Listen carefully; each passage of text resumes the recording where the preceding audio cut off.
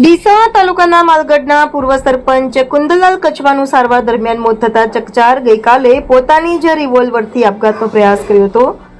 ગંભીર રીતે ઘાયલ થતા તેમને સારવાર માટે હોસ્પિટલ ખસેડાયા હતા. આજે બપોરે સારવાર દરમિયાન તેમનું મોત નિપજતા સમગ્ર માળી સમાજમાં શોકનું મોજું ફરી વળ્યું હતું. ડીસા રૂરલ પોલીસે સમગ્ર ઘટનામાં સીસીટીવી ફૂટેજ તેમજ એફએસએલની મદદથી ઝીણવટભરી તપાસ હાથ ધરવામાં આવી હતી. રિપોર્ટર નગીન સુંદેશા, ડીસા.